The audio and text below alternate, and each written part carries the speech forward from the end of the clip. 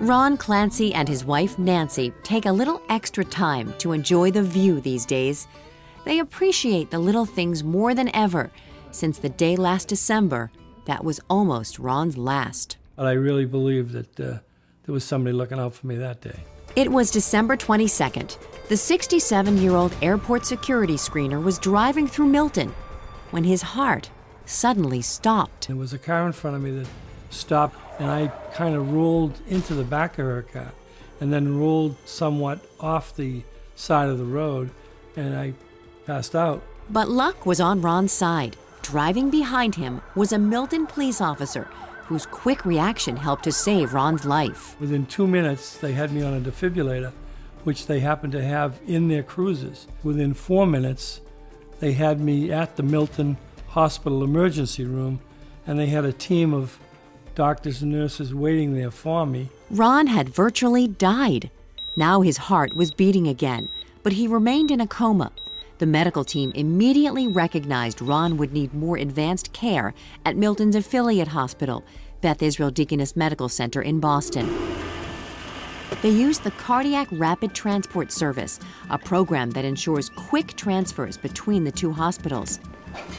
A team of doctors and nurses, including the CardioVascular Institute's David Lehman, were waiting for Ron. Our number one concern after cardiac arrest is whether the brain will recover after it's been starved from blood. And studies have shown that if the brain is cooled after cardiac arrest, that there's a better chance of having significant brain recovery. So Dr. Lehman took advantage of a computerized cooling system to lower Ron's body temperature in hopes of saving his brain. We're icing them down, but instead of just using ice, we have a very controlled way of doing it. It's put on with these gel packs over about 40% of the patient's skin, and cold water is pulled through the cold packs.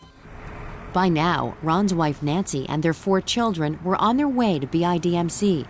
Terrified Ron might not make it to see another Christmas. We were all just numb. We just wanted him to be all right. The whole family moved Christmas to the hospital, camping out in the solarium so they could be close to Ron, waiting, hoping, and praying he would come out of the coma in good shape. One of the doctors met me, and she said, "Well, Mrs. Clancy, we have a Christmas miracle for you. We just took out the respirator, and your husband is awake and aware, and he's talking, and he's doing just fine, and he wants to see you, and he wants to see the children." And it was like, it was just unbelievable. Oh, this is the funny one.